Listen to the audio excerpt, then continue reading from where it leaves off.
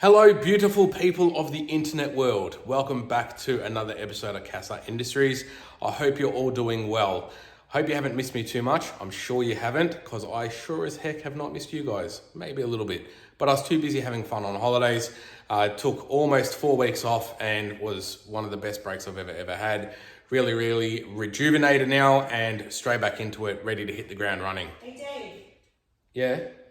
Did you remember to play the intro? Oh, bum, the intro.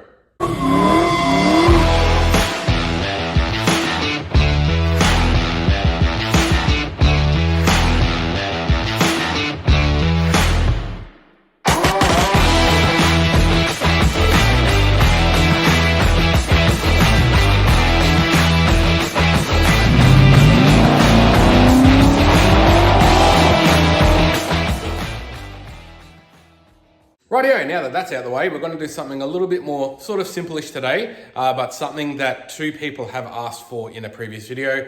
When I was fitting light bars to Des, my 4-wheel drive, I sort of did it in 2 stages because I didn't have the places where I wanted to mount the physical lights. I did the wiring in one video and then the mounting in another. 2 people actually asked if I can do a video on how to fit fog lights or spotlights or light bars or whatever.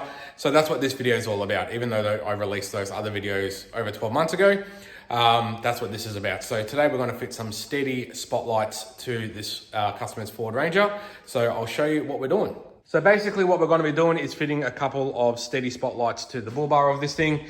Customer has supplied her own lights and Stedi is what she's gone with, which I'm extremely happy about. Bought these through a local supplier. As always, the box is unnecessarily beautiful. So looking inside, this is sort of what you're greeted with. And then there's the actual lights there. So 2 fog lights, wiring harness, and all the associated bracketry and bolts are in these boxes. So basically how I do these and this is the same for if I'm doing spotlights, fog lights, driving lights, light bars, whatever, is I basically start with the wiring. I'll mount the lights last. So I start by unbagging the wiring and stretching out all the wiring. And then I lay it into the engine bay and I find a place for the relay, as that's basically where all the wires branch off from. So we'll pop the bonnet, get this bag unpacked, choose a spot for the relay, mount it, and then I'll show you what we're doing. So basically a wiring harness comes like this. It's basically all the wires go into the relay and then it's shrink wrapped and already plugged into the relay. So that's how it comes when you pull it out of the bag. I'll explain what each of these wires do and where they go shortly. Also comes with this bag of adapters which help you to tap into your high beam circuit, because by Australian law, any spotlight, light bar or anything like that has to be triggered by the high beam circuit. So it comes with a couple of adapters here. One's for H4 style globes. There's another one for like your HB8s and stuff like that style globes. Don't know if we'll be able to use that on this because I'm not 100% sure what globes these are on. Haven't even looked yet. But we'll get the harness in and then we'll worry about that. As far as locations for mounting the relay goes, you want to try and find something that's relatively close to the battery, as the cables that come off the wiring harness that connect to the battery are not super long, but also not too far away from the headlight as well. So there's already factory relay here and someone's put a fuse sort of onto the side of it. Actually, no, I don't even think that is a factory relay. But I'm thinking sort of just right about here is where I'll mount the Stedi relay, and then we can branch all the wires off from there. So I'll just screw that in now and we'll go from there. Cool beans, we've got our Stedi relay mounted and all of the wires sort of branching off from it. So as far as wires go, you have these 2 here that I bunched together. Obviously that is power and negative to the battery. You do not have to put the negative to the battery, but if it can reach, I like to. So in this case we will, because it will reach. You have, that is your wire that intercepts into your high beam circuit. So you can use the adapters to plug into that, which then plug into the headlights. And if one of the adapters don't fit the headlights, you can actually just cut this plug off and connect it to the positive and the negative of the high beam globe. We'll come to that shortly. Besides from that, you've got your 2 cables here that plug into your fog lights themselves, or your spotlights themselves rather. And lastly, you've got this thinner wire here, which goes into the cabin, that goes to your switch. So that's the switch there. And it does have this handy connector on it as well. So you can just sort of unplug it from there and feed that through. I generally like to start with running this into the cabin because it can be fiddly to get the wire through the firewall and actually a little bit time consuming getting the switch mounted in a good spot. So I like to start with the tricky stuff first. So that's what I will start with. There is already a cable that runs through the firewall, through this grommet down here that someone's already put in. So we'll try and go in next to that and get that run in, and that should pop in, come out behind the glove box. So we'll start with that. All right, so we got the switch wire sort of routed down and through the firewall down there, coming around inside the car. It's just sort of chilling on the floor down there. So now we need to find a spot to mount the switch. We don't have a heck of a lot of cable length though, so I won't be able to go too far, but we'll see where we can mount it, get that all plugged in, and then that's basically inside the car done. All right, so inside the car is done. I ended up putting the switch down here on the center console, so it's near the trailer brake controller and stuff as well. Nice flat spot to put it, not in the way. So that I just ended up popping that center trim out, drilling a hole in it. And I've run the cable down under the center console and cable tied it up underneath the dash behind the glove box there. So inside the car for now is done. So moving onwards, the next thing we're gonna do is put that down. Work on this. So this is the cable that attaches to the high beam circuit. So we'll find out which globe is the high beam. We'll pop the cover off the back of it and see what type of connector it's got and see if we can use one of the adapters that come in the kit. Okay, so we have lucked out a little bit with one of the adapters. So I've just pulled the globe out the back of the headlight here for the high beam. So that's the factory globe. Down there is the factory plug with that white and yellow wire. So that plug down there originally plugged onto the globe.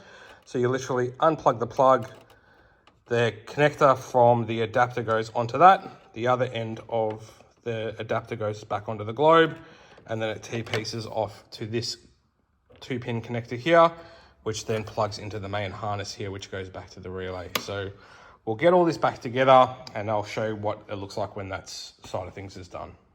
Okay, so I've got the back of the headlight all back together. You do have to make a small hole, if I can get the camera to focus. You just see in the center of the screen there, you've got to make a small hole in the headlight cover that goes on the back of the headlight to get the cable through. It's a little bit blurry, I do apologize. There's the excess of the cable there. I'm just gonna leave that there and I'll tidy that up with the rest of the wiring. So even though we haven't connected anything to the battery yet, so the power wires are still just sitting there, you can test if you've done that circuit correctly. So by turning the high beam on, it should illuminate the switch. So I turn the ignition on here, turn the headlights on, and by flicking the high beam on, yeah, see that? It lights up the switch. So then if we turn the switch off, flick the high beam on, nothing. So we know that that part of the circuit is done correctly. So that's good. Turn all that off. So the next thing to do is to connect which is super simple, just connect the positive and negative wires to the battery.